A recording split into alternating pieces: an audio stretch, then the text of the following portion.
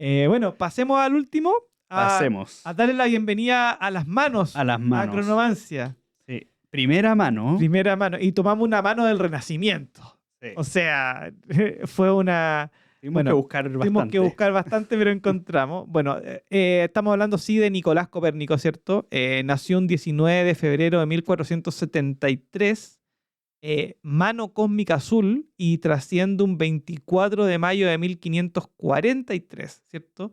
En un monogaláctico de la onda encantada de la semilla, 1551, y la suma de ambos kines da espejo galáctico de la onda encantada del mono, 1538. Veamos su firma galáctica.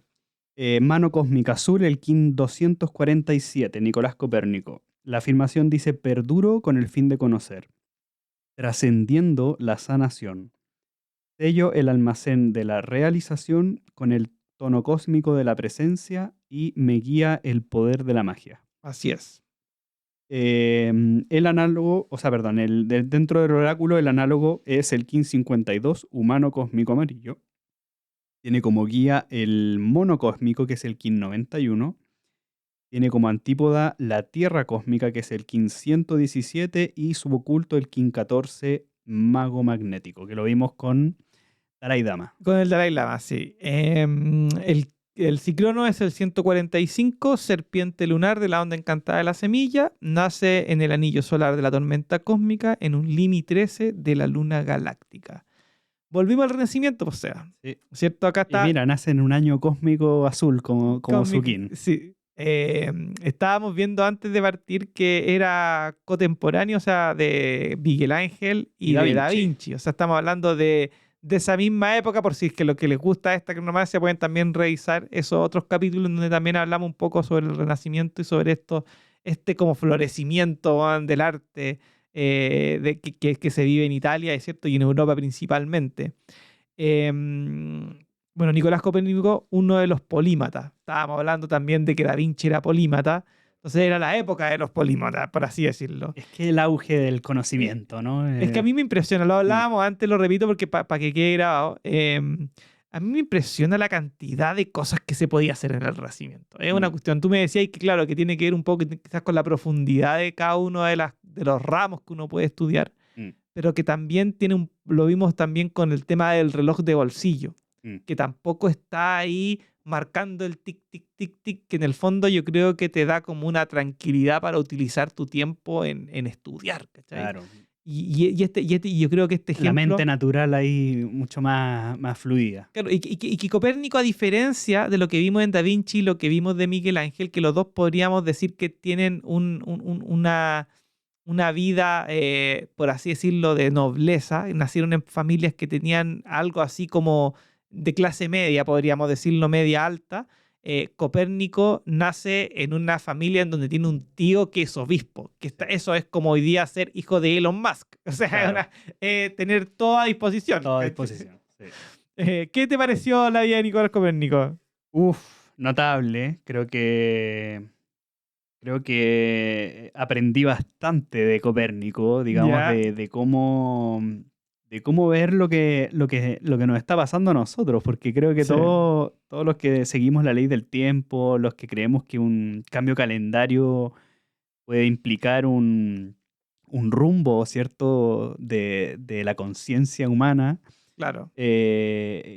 cuesta demostrarlo, cuesta hacerlo como una creencia porque tenemos un dogma. Exactamente. Y es lo que precisamente Copérnico fue capaz de trascender, ¿no? Ahí está su tono. Pero con harto miedo. Y digamos que él tiene que morir para que Claro. digamos, su teoría o todo su planteamiento se divulgue y se expanda. Exactamente. Él, la verdad que no vio las consecuencias de su trabajo en vida, ¿no? Hablándolo así, ¿cierto? Exactamente. Pero sí fue capaz de abrir camino. O Sí. sea, abrió camino a después todo lo que se va a conocer como la revolución científica, ¿no? Exacto. Después lo toma Galileo Galilei, lo toma Newton, lo toman todos los científicos de ahí para adelante, toman parte de lo que hizo Copérnico para poder aplicarlo en sus propias teorías. Exacto. Y cambiar el paradigma que tenía sobre el punto de, digamos, de observación de las cosas es copernicano, ¿no? Por algo se dice Claro, un sí. salto copernicano, porque al final es poner el foco, digamos, en lo que la ciencia al final te está diciendo. Él era un gran observador, Claro. principalmente del mapa estelar, ¿cierto? Fue un estudioso de las estrellas, de las observaciones, ¿cierto? Del espacio. Y fue el que planteó esta teoría heliocéntrica de que en definitiva es el Sol quien está en el centro y la Tierra, a pesar de tener un movimiento propio, también tiene una órbita adicionalmente junto con los otros planetas alrededor del Sol. Claro, Él supo describir, me claro. parece, hasta Saturno, ¿no? No tengo muy claro. Lo que sí tengo claro es que él ponía al Sol como el centro, claro, del universo. Mm, Y que en el fondo después se amplió a lo que es el centro del sistema solar con más adelante, muchos años más adelante, después de Einstein, mm, con el tema del descubrimiento del cálculo de los que son los agujeros negros, ¿cierto? mm, Que en el fondo ese sería el centro de la galaxia. Pero en esa época saca, para los que no conocen, en esa época se creía que la Tierra era el centro del universo, que claro. todo giraba en torno a la Tierra. Y Copérnico dijo, no, no, no, lo que pasa es que el Sol es el centro y la Tierra tiene su propio giro, porque antes pensaban, como piensan los terraplanistas ahora, que el Claro. Sol estaba girando, entonces que eso hacía el día y la noche, Mm, pero él se da cuenta de que existen tres movimientos, que en el fondo es el de rotación, el de traslación y el de precesión de los equinoccios, que son los tres que hoy día están como aceptados comúnmente y claro. que son calculados, ¿cierto? Sí. A mí lo que me impresiona es que este personaje nace en Polonia, pero su papá muere cuando tiene 10 años, ¿cierto? Está transitando en esa época una tierra planetaria, claro, Planetaria. porque en el fondo como es cósmico, sus años se sincronizan con su edad, ¿cierto? Los tonos, por lo menos, en los primeros 13 años. Claro. Y su tío, su tío materno, que se llama Lucas Watzenrode, algo así, Sí. era un perro rítmico de la onda encantada de la serpiente y que él era obispo de Varnia. Y Varnia es lo que hoy día conocemos como Polonia, Claro. ¿cierto? Entonces, él era obispo y se hace cargo, como muere su papá, él se hace cargo de su sobrino, ¿cierto? Y lo mete a estudiar a la Universidad de Cracovia, era la universidad más importante de Europa en esa época. O sea, estamos hablando de que él lo lleva a estudiar a la mejor institución donde uno puede estudiar.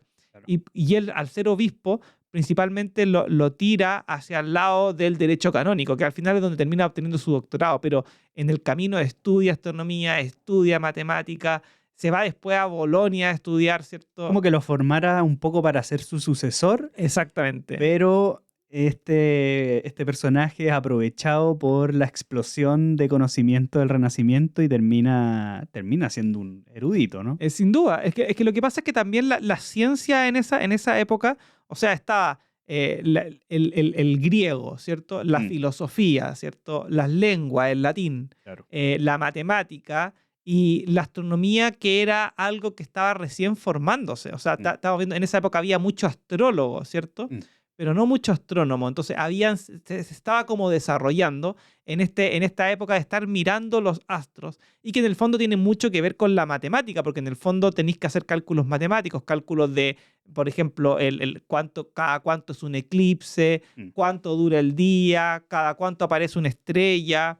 Es Entonces, la observación diaria de... exactamente. A mí me gustó esto de que él decía que habían estrellas que se movían, pero habían estrellas que no se movían. Exacto, sí, Entonces él iba registrando las trayectorias, claro. pero de los que se mueven y de los que no se mueven. Claro, y ¿no? de ahí viene el planeta, que significa como estrella errante o algo que se está Mm, moviendo, que existe como la bóveda de las estrellas, que son fijas y no se mueven, claro. que en el fondo eso es lo que se ve desde el punto de vista de la Tierra, y están estos otros planetas que en el fondo son todos astros, pero unos son estrellas y otros son planetas, ¿cierto? Mm, Por eso unos se mueven y otros no. Pero a mí lo que me impresiona de Copérnico es que en el fondo pone a la astronomía en las ciencias, mm, siendo que la astronomía es la ciencia más connotada de los mayas. O sea, nosotros hablamos del sincronario de 13 lunas de 28 días que viene con el Solkin, que viene de los mayas, que son los grandes astrónomos que lograron generar un calendario mucho más preciso Claro. que lo que pudo hacer la Iglesia Católica en su momento. Eso para nosotros es algo que es claro, ¿te fijáis? Claro. Pero que en el fondo con Copérnico se pone en la palestra, se pone ahí, oye, mira, ¿sabéis qué? Estas personas están avanzando, siendo que al otro lado del mundo, ya, esto que están hablando era como pre-kinder, ¿no? Incluso, acá tengo anotado que no es este trabajo que entrega Copérnico no es un trabajo que parte de cero, sino que lo toma de un griego Mm, que vivió 18 siglos antes, o sea, sí. un Año montón. 300. Año creo, 300, algo así. Aristarco de Samos se llama, que obviamente no encontré la fecha, No está en la fecha. no está la fecha, pero que era un antiguo astrónomo griego, o sea, Sí. Es que habían planteamientos en Grecia Exacto. de varias teorías. O sea, y acuérdate que por esa razón estudia griego, y por esa razón estudia griego. ¿te fijáis? Claro. Para poder estudiar los textos antiguos. Sí. Entonces, Y él, cuando tú decías que parte en la Universidad de Cracovia, eso es en el año 1491, 1495, ¿ya? y él está transitando tierra entonada. Y desde Sí. ahí, desde esa época, ya él empieza como a cuestionar ciertos dogmas, sobre todo filosóficos con respecto a lo que decía sobre la astronomía. Claro. Lo interesante es que cuando entra a la Universidad de Cracovia transitando la tierra entonada, Sí. van a ser 52 años hasta lo que va a ser su fecha de trascendencia de cuando fallece, pero Claro, porque muere en un año tierra más entonada. tierra entonada, pero también cuando expone todo su trabajo, ¿cierto? Exacto, sí. Así que desde que empieza a estudiar hasta que termina su obra, justo hay un giro completo de 52 años. Es interesante porque en el fondo, claro, estudia en Cracovia, ¿cierto? Hasta los 22 años, de los 18 a los 22 años, bajo, como te digo, tío, que en el Ujú. fondo era muy, muy, muy influyente, y se va a estudiar con los mejores maestros. Y ahí lo mandan entre los 22 y los 23 años a, ¿cómo se llama? Lo mandan a Bolonia, si Ujú. no me equivoco, estudia allá y después vuelve está de los 23 hasta los 28 y vuelve. Sí. Pero allá en la Universidad de Bolonia conoce a un personaje que tampoco hay fecha de nacimiento, pero yo creo que es muy importante en su vida, que es Domenico María Novara de Ferrara, Mm. que lo conoce aproximadamente en su año 26, cuando está transitando la Tierra cósmica, ¿cierto? Mm. En ese periodo, en donde que está en Bolonia entre los 23 y los 28 años, y que él le enseña a ver las mediciones. O sea, empieza ya a tener un personaje que le empieza a entregar un conocimiento científico sobre esto y probablemente al estar estudiando tantas carreras juntas, Claro. esto de astronomía tiene que haber quedado como para las noches, me imagino, porque en las noches donde están las estrellas que se pueden ver. Pues entonces, Claro. me imagino una vida orientada aparte de la iglesia, aparte del estudio, pero en la noche como hobby, como tú podés jugar, ver un partido de básquetbol o yo puedo ver cualquier cosa, Claro. él se ponía a ver las estrellas y empezaba a hacer estos estudios que en el fondo lo hacía con sumo cuidado porque en el fondo estaba tocando un tema que era muy delicado para la Iglesia Católica, que era quitar a la Tierra del centro del universo. Que en el fondo se trata de eso.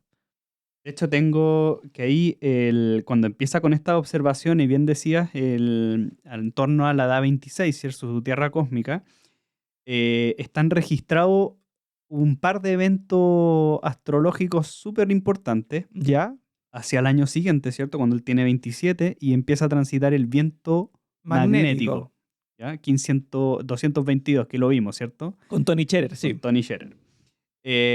Lo muy sincrónico que encontré es que hay dos eventos importantes que él deja registrado y que uno es un eclipse lunar, ¿Ya? ¿ya? En Roma en el año 1500, y que el día de ese eclipse lunar es viento magnético blanco, el mismo Kinde que estaba transitando. Viento magnético blanco. Así que es súper interesante. Y ese Es mismo. portal también, es un portal de activación galáctica. Y es portal de activación galáctica. Y lo que encontré, aparte más sincrónico todavía, es que también él describe una conjunción entre Saturno y la Luna. Ok.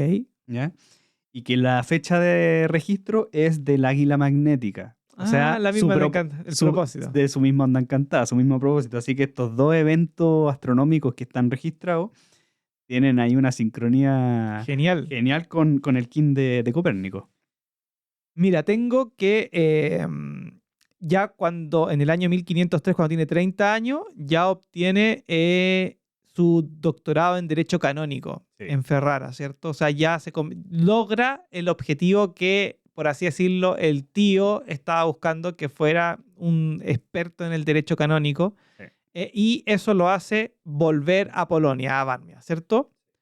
Y allá está en Varmia trabajando con su tío. O sea, Sí. se va a trabajar, se convierte en el secretario de su tío, ¿cierto? O sea, empieza a Exacto. trabajar durante 7 años, lo cual le da espacio para poder empezar a desarrollar todas sus teorías. Porque en el fondo hay que pensar que la vida de este tipo, se le muere el papá cuando es chico, lo agarra a su tío, lo mete a la mejor universidad, lo que significa estudiar como loco, Sí. ¿cierto? Después, cuando se va a Italia a perfeccionarse, estudia ya varios años como loco, conoce a estos personajes que le enseñan astronomía, termina, se titula, o sea, consigue lo que fue a buscar, vuelve a trabajar con su tío, pero se viene con todo este conocimiento nuevo y le dan esta posibilidad, o sea, la tiene por su estatus, ¿cierto? De poder empezar a dedicarse a lo que es la astronomía, y es donde parte escribiendo los textos más conocidos. De hecho, empieza en el año 1506, cuando él está en la mitad de esta onda blanca. Dijimos del viento magnético, de estas observaciones Sí. en Roma. En 1506 él está transitando humano resonante amarillo, y es donde empieza como con esta formulación de la teoría heliocentrista, que un año después, cuando está en Tierra Galáctica, la lanza como Comentarolius. Comentarolius, sí. Comentarolius. Y de hecho tengo que hasta el viento cósmico, Hasta acá, a los 39 años. claro, es donde él hay un cambio de etapa porque su tío fallece. Exacto.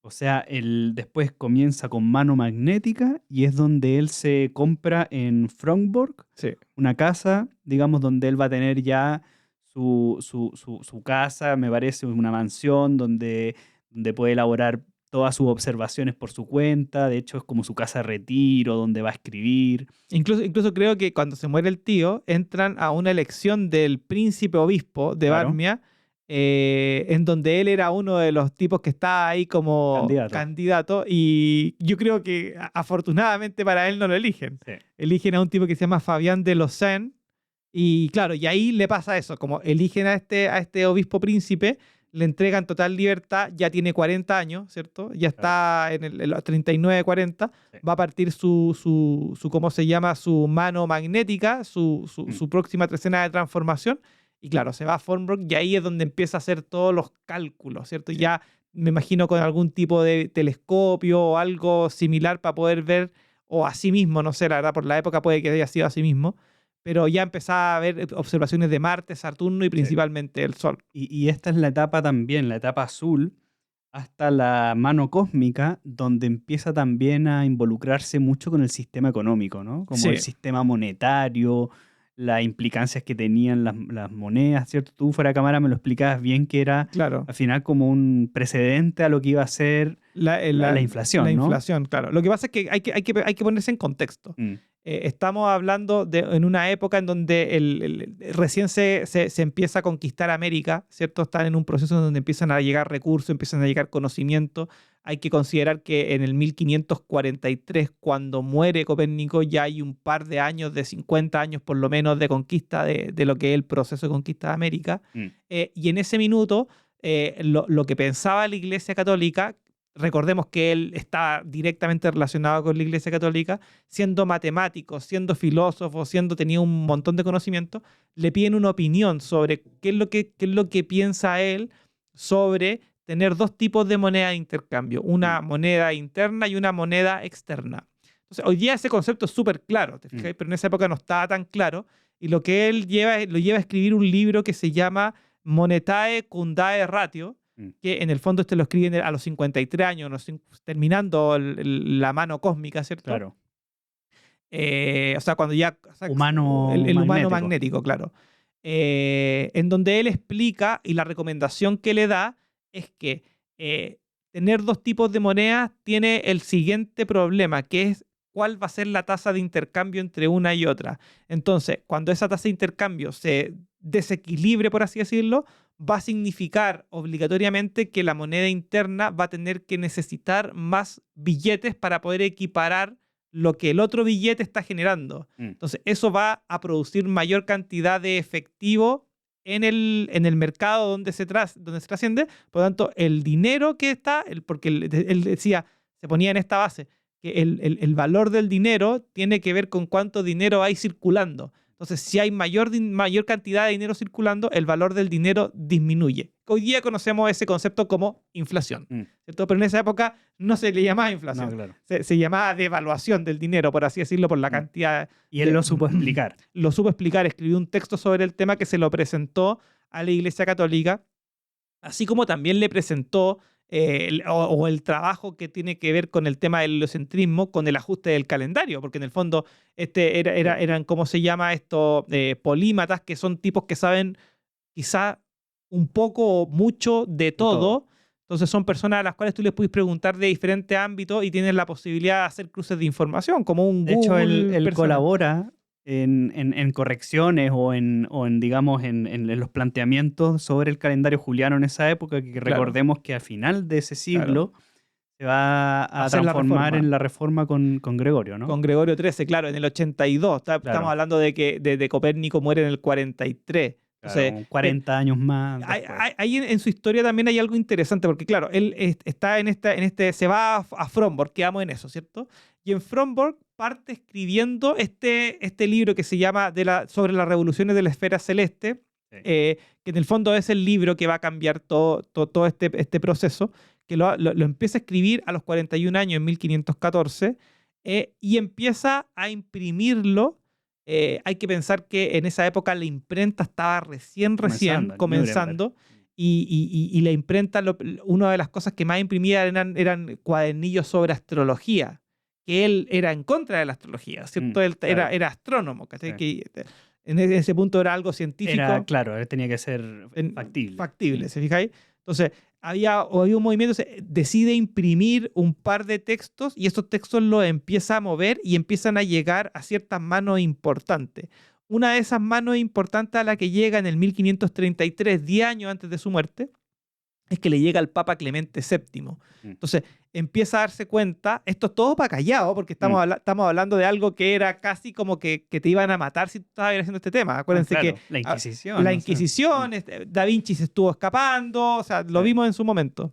Está este Papa Clemente VII que se lo pasa a dos cardenales para que lo estudien. Y después aparece en el año 43, un poquito antes, un personaje que tú lo tenías anotado, no me acuerdo cómo se llama, que es el que lo convence de publicarlo. Sí. Que no me acuerdo, se llama Rumik o Rudik, algo así. Reticus. Sí. Este personaje Reticus lo convence y le dice, oye, ¿sabes que eres uno de sus alumnos? Y le dice, mira, ¿sabes que esto que estás haciendo es muy importante? Déjame publicarlo. Y si no es por él, no lo publica. Seguimos en la tierra plana. Exactamente. y bueno, y finalmente lo publica, ¿cierto? Lo publica, empieza a moverse y al par de meses ya trasciende Copérnico y su cambio se hace revolucionario. Tan revolucionario que en el fondo hasta el día de hoy tenemos el modelo como parte del estudio de la planilla de lo que es el universo. Por lo menos a mí en mi colegio, cuando nos explican el modelo copernicano de lo que es el sistema solar. Después que haya cambiado con temas más científicos o físicos, que la ciencia haya avanzado, es parte de tu formación personal o de tu carrera si te vas por ese lado, pero tú estudias el sistema copernicano, ¿te fijas? O sea, tenemos esperanza para los que queremos hacer una revolución sobre los calendarios. Exacto. Bueno, la enseñanza es que los calendarios se cambian a través del activismo, ¿cierto? Sí. Se cambian a través de la ciencia, del convencimiento.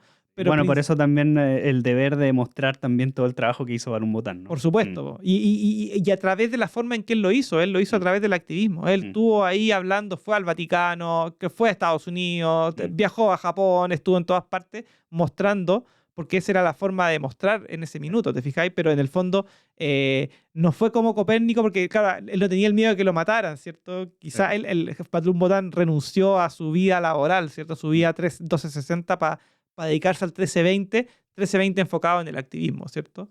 Pero eso, y eso, Yo tengo una también bien interesante, a porque ver, dale. tiene que ver con el, cuando termina su etapa amarilla, ¿cierto? Dijimos de que toda esta etapa económica era con el humano magnético, Sí, hasta cuando termina en humano cósmico, sí. 1538, Humano cómico es también su análogo perfecto. y es, de hecho, su análogo perfecto. Sí, sí.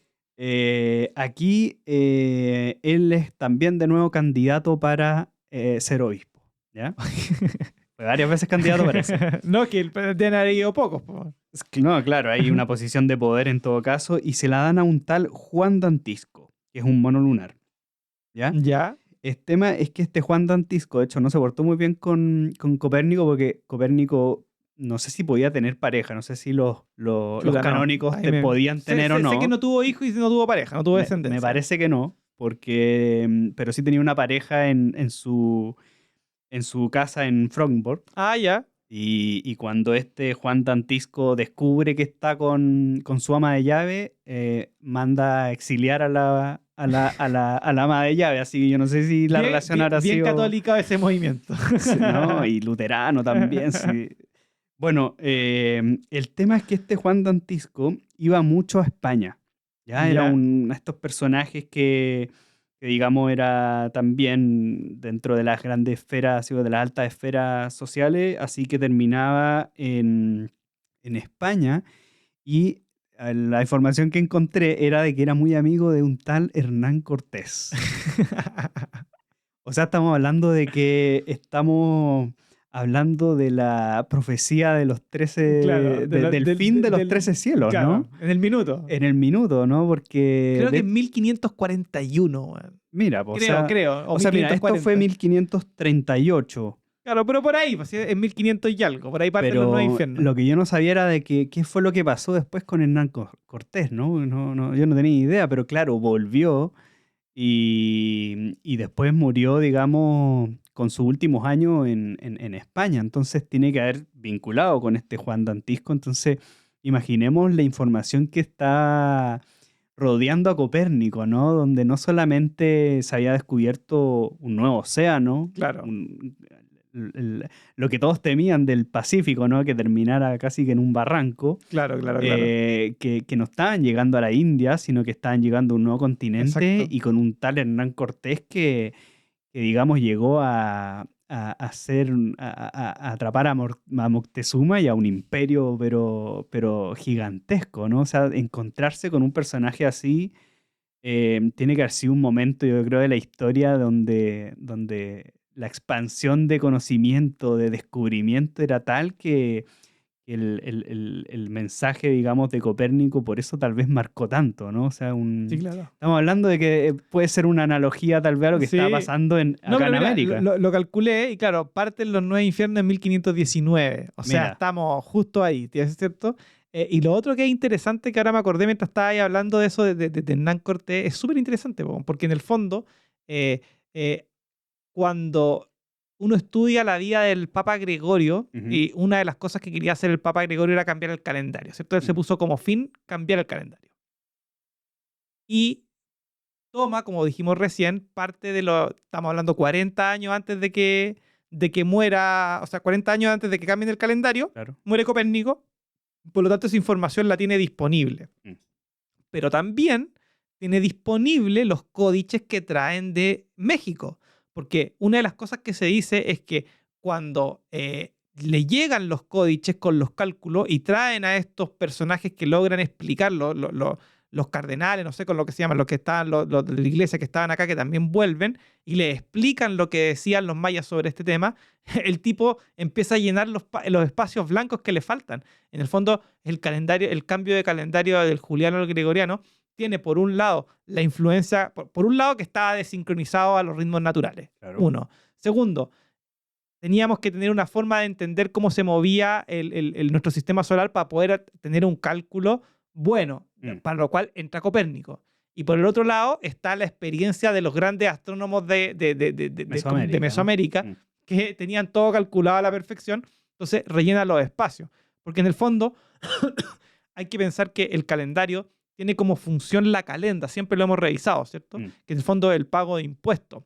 Pero lo que yo siempre he pensado y lo conversábamos antes es, si te van a pagar impuestos, por último asegúrate que el equinoccio sea el día del equinoccio. Claro, ¿Te fijas? que funcione. Que funcione, o si no, me estáis cobrando por algo que ni siquiera eres capaz de calcular. Entonces, eso es como parte de lo que el calendario gregoriano hizo. Mm. Sincronizó una cuenta errada del tiempo a los ciclos naturales de lo que es ¿cómo se llama? El paso del sol y las estaciones, y de esa manera no se corrían los santos y no se corrían las celebraciones, que era lo que le importaba a la Iglesia Católica, o lo que vendió la Iglesia Católica que le importaba con el cambio de calendario.